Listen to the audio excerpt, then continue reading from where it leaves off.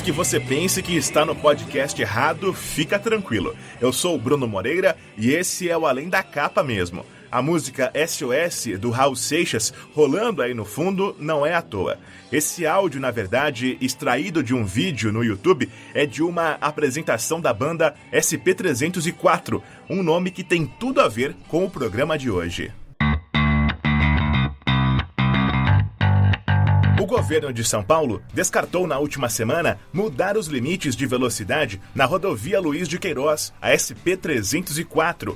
Uma via que faz parte da história e da rotina de quem vive nas cidades da região do Polo Têxtil, em especial de Americana e Santa Bárbara do Oeste, onde funciona praticamente como uma grande avenida. Estudo feito pelo Departamento de Estradas de Rodagem, o DR, que avalia o comportamento dos motoristas, não constatou mudanças significativas que justificassem alterações. Hoje, o limite é de 90 km por hora no perímetro urbano e 110 nas vias rurais, ao longo de 30 km entre a saída da rodovia Anhanguera, em Americana, e a chegada a Piracicaba. Essa nova avaliação do DR sobre a rodovia e a presença maciça dela no dia a dia da redação é o tema dessa edição do Além da Capa. Nela, eu converso com o repórter Leonardo Oliveira e o chefe de reportagem do Liberal, Cláudio Gioria. O Léo, dá um alô pra gente testar o microfone aí. Alô, teste, testando o som, teste, 1, 2, som. Boa, e aí, Claudião, fala aí. 1, 2, 3, alô, casão, monstro. Beleza.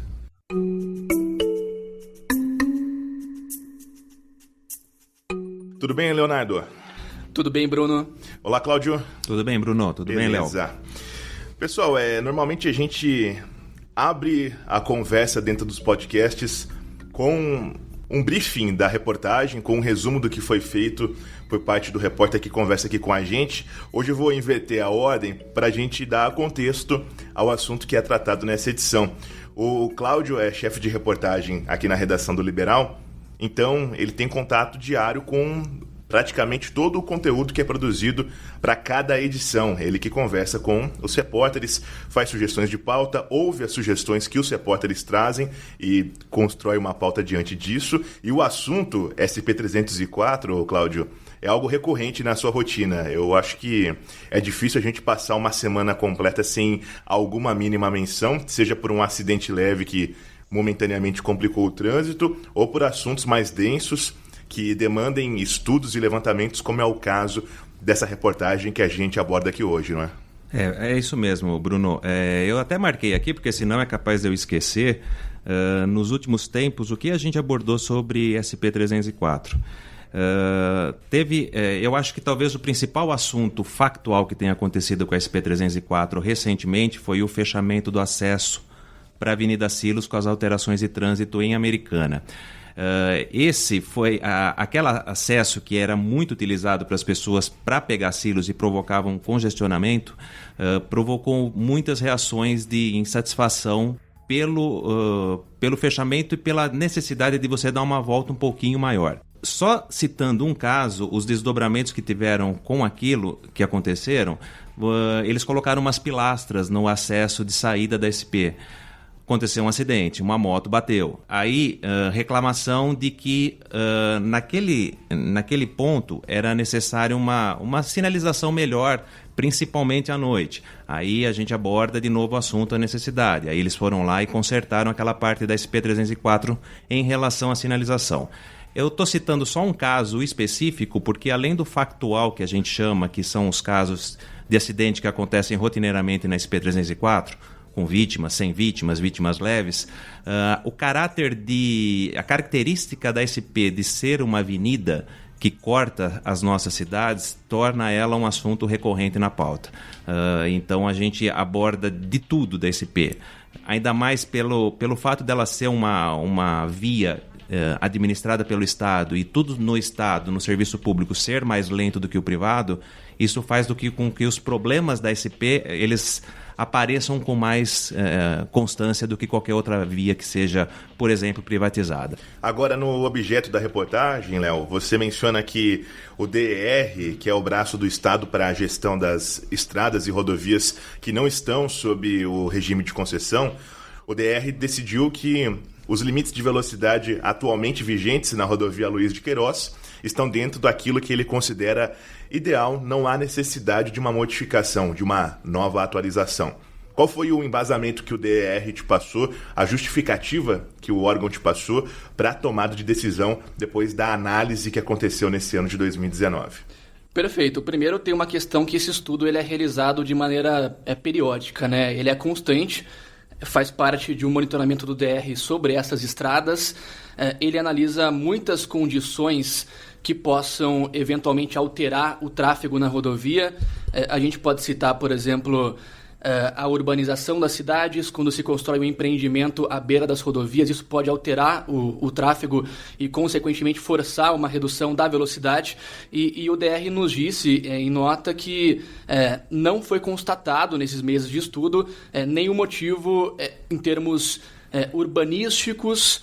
Número de acidentes, eles também não enxergaram como algo tão significativo para que haja uma redução. E eles também argumentaram que, há 5 anos atrás, já houve uma redução de velocidade nos trechos entre Santa Bárbara do Oeste e Americana de 110 para 90 km por hora. Então, hoje, existe uma divisão na SP. Quando é perímetro urbano, é 90 km o limite. E quando se trata de um perímetro mais rural, esse limite aumenta para 110. Então, a princípio, essas foram as justificativas do DR para manter a velocidade em 110 nas vias rurais e em 90 no perímetro urbano. Bruno? E apesar dessa argumentação, é claro que é algo que vai ser analisado a longo prazo, mas esse ano de 2019, ao menos no primeiro semestre, teve um crescimento de pessoas que morreram na rodovia em decorrência de acidentes. Isso é levado em conta também, é um dos fatores que o DR tenta transportar para essa aplicação de novas medidas para a gestão da rodovia, Léo? É também os fatores, né? Eles analisam o número de acidentes, mas isso por si só não é o suficiente, né? Segundo o que foi passado por eles. Isso tem que estar num pacote que envolve, como eu já disse, uma série de alterações na rodovia. Às vezes, quando há um número de acidentes, a solução não é necessariamente um radar, é um limite menor. Você pode ter outros instrumentos para sinalização viária que consigam dar conta de certa forma, atuar no controle ou em minimizar realmente esses casos.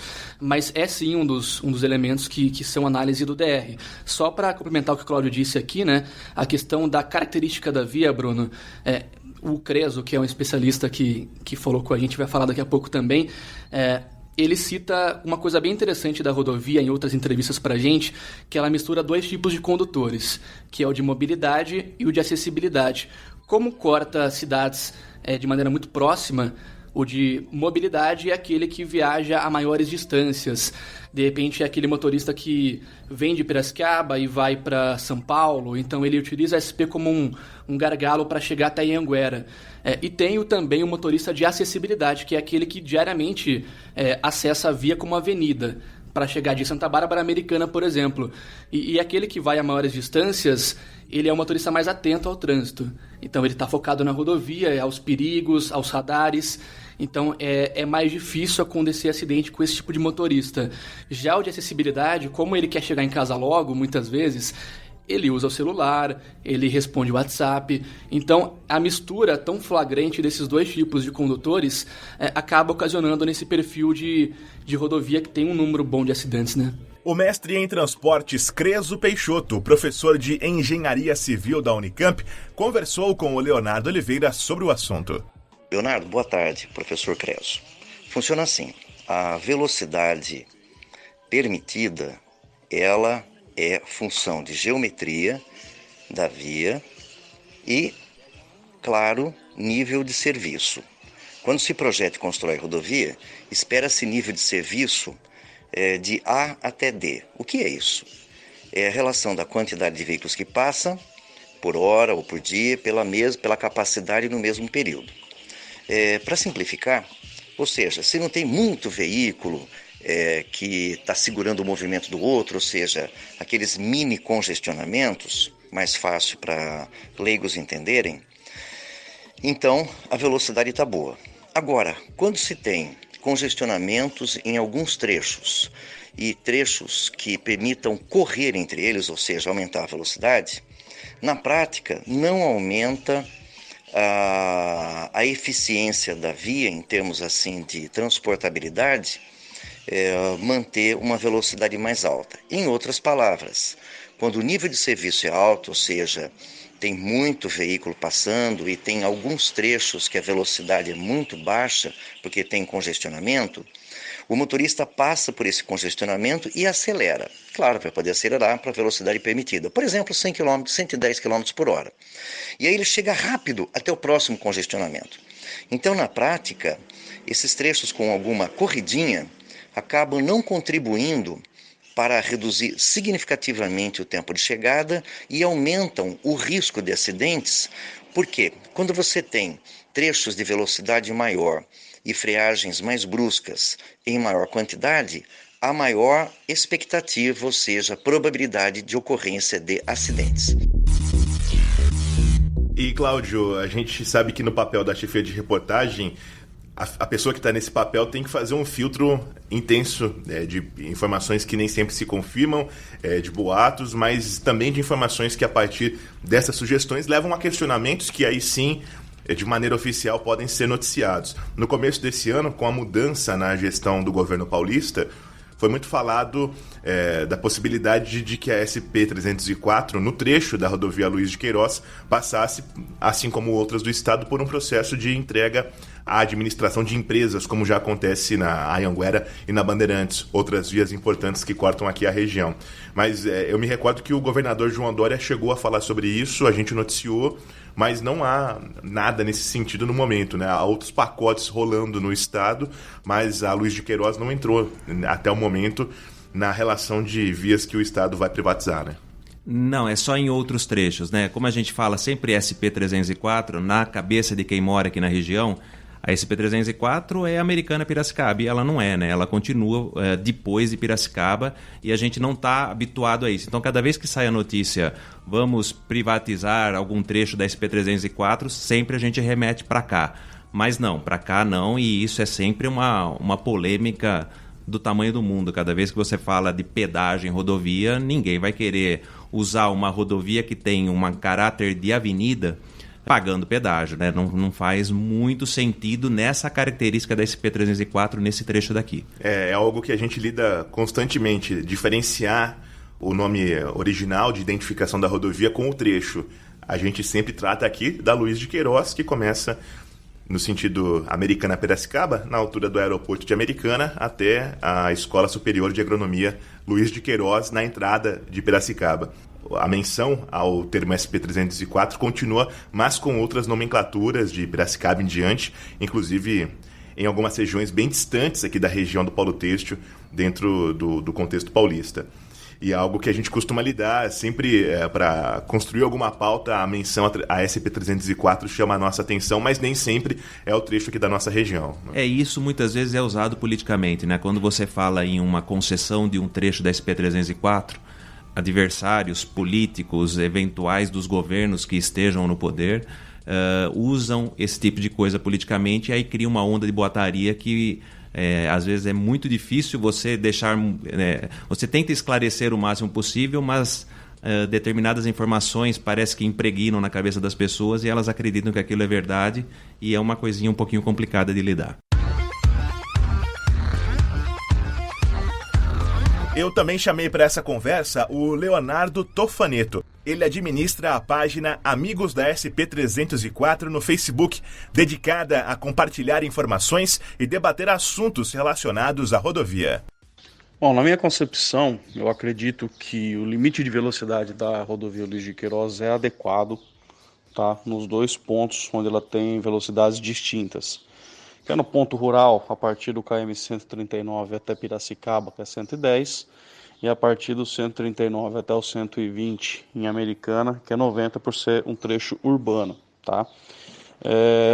A pista, de fato, ela está bem sinalizada, a sinalização de solo dela está muito boa, não está excelente, mas está em bom estado. A sinalização horizontal, que é a sinalização por placas, está razoável, não está excelente, tá? Alguns pontos da rodovia eu acho que faltava a instalação de mais placas indicando a velocidade regulamentar. A instalação de radares fixos, né, tem auxiliado bastante para a redução no número de acidentes, e já era esperado, né, que após a recuperação da rodovia o número de acidentes iria aumentar, principalmente porque a rodovia boa propicia que o motorista que não tem esse senso de respeito à regra, de respeito às normas, corra mais, né? Então, o que eu penso que o DR deveria fazer com relação à rodovia Luiz de Queiroz não é abaixar o limite de velocidade, até porque o limite de velocidade em trecho urbano é 90 km por hora. Se abaixar mais, vira avenida. Aí vai complicar muito mais a situação, e já foi comprovado que velocidade baixa em determinados pontos, onde você não tem muito radar, né, causa muito mais acidente, porque você tem uma pessoa andando a 70 por hora, por exemplo, e outra vindo a 110, e a possibilidade de ocorrer um acidente é muito maior do que se todos estiverem aí numa velocidade párea, né, 90, 100.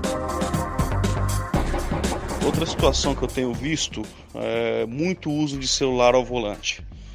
Tá? Eu creio que o fator preponderante para a ocorrência de acidentes, não vou dizer um número, né, em porcentagem, até porque eu não tenho esses dados, né? Mas eu creio que o aumento do número de acidentes tem a relação direta ou indireta com o uso de celular ao volante. Não é preciso andar muito na rodovia, não é preciso você pegar um trecho longo dela para você presenciar diversos motoristas com o bendito WhatsApp aberto. E à noite é mais fácil ainda, porque à noite você tem a iluminação do celular, né? Então de fora a gente consegue ver. Diversos, acho que de cada 10 carros, 5 estão com o motorista com o celular na mão, olhando no celular no painel, enfim. Eu acho que a redução do limite de velocidade não vai auxiliar na diminuição do acidente, mas a fiscalização, o policiamento e tentar conscientizar o motorista de que o celular não combina com a direção, assim como o álcool não combina com a direção. E eu falei aqui no começo que a SP304 tem uma variedade de assuntos que estão na nossa rotina, desde estudos, levantamentos, o conteúdo estatístico, a acontecimentos factuais. E a gente não combinou, mas eu me lembrei, Léo, de que nesse ano teve um acontecimento que você ajudou a nos avisar, que foi uma tentativa de assalto a um carro forte no trecho de Piracicaba, já na altura de Piracicaba.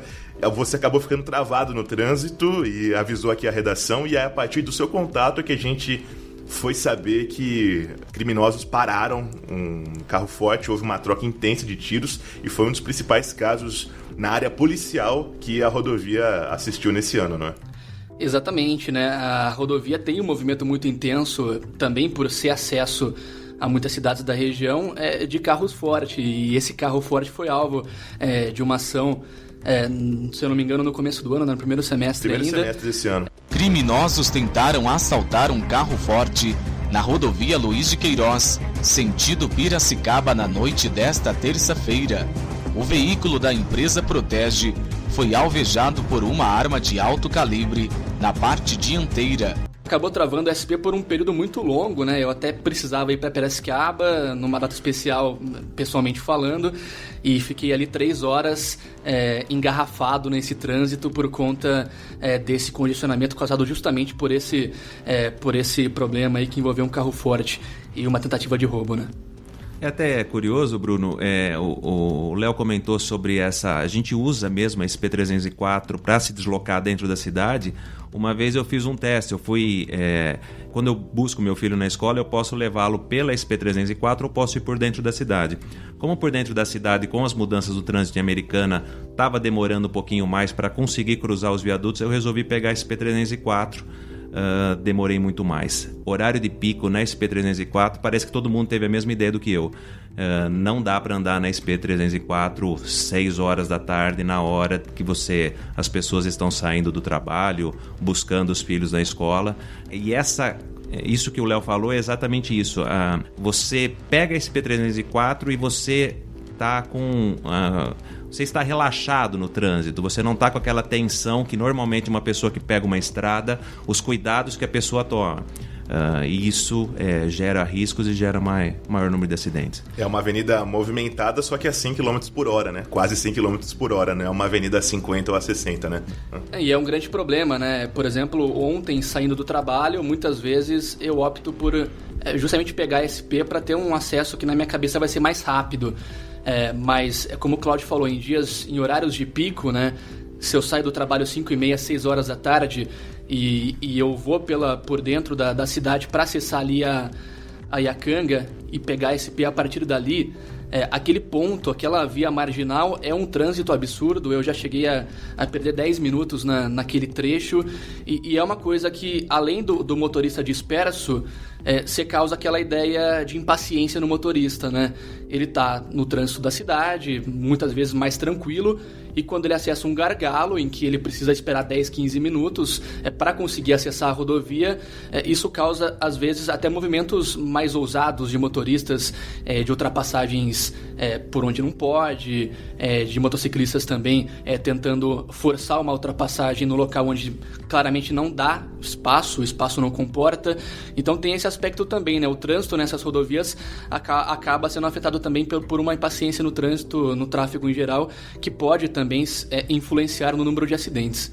Léo, valeu pelas informações, pelo papo aqui nessa edição do Além da Capa. Valeu, Bruno, um grande abraço e até a próxima. Valeu, Cláudio, e até a próxima pauta da Rodovia Luiz de Queiroz. Com certeza essa semana tem alguma nas nossas páginas ou no portal liberal.com.br. Legal, obrigado. Só lembrando que o último grande pacote de revitalização da SP terminou nesse ano. Eram 18 meses de contrato, gastaram 33 milhões para eles arrumarem os trechos de Americana e Santa Bárbara.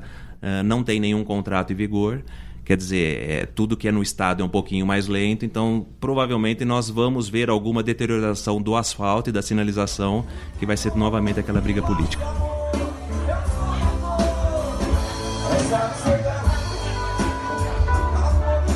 Você lembra que o começo do episódio teve um trecho de uma música interpretada pela banda SP304?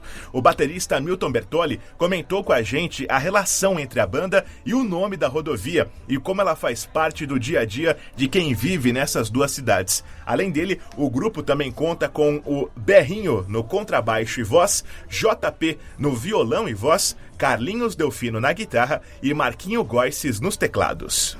A banda ela foi formada aí em meados de 2012, né?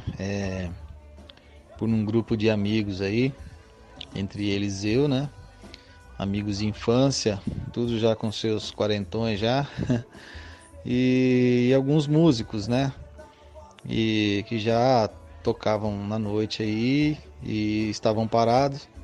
E a gente resolveu juntar aí e começar a brincar, né? Começamos a fazer aí se reunir de todas as quartas-feiras aqui em casa, né? Que por sinal é num bairro próximo ao SP304, né? Que fica na Cidade Jardim. E tinha uma parte da banda aqui na Cidade Jardim, outra parte, alguns de Santa Bárbara e um do São Vito, né? Como a banda era uma banda bem formada, bem redondinha, começamos a fazer um trabalho legal musicalmente e profissionalmente, aí tomou uma proporção grande, né? Que aí a gente teve que arrumar um nome para a banda. Então a gente escolheu, por estar aqui próximo à rodovia SP, e o pessoal toda quarta-feira usava a rodovia SP para vir ensaiar aqui na minha casa, que é próxima à rodovia, né? Acabou ficando o SP304 e tá aí até hoje, né? Esse foi o Além da Capa, podcast do jornal O Liberal. Não deixe de seguir a gente no feed do aplicativo que você usa para não perder nenhum episódio. A gente recebe comentários pelo e-mail podcasts@liberal.com.br ou nas redes sociais do Liberal. Os endereços estão na descrição do episódio. A apresentação e edição são comigo, Bruno Moreira. Segunda que vem tem mais.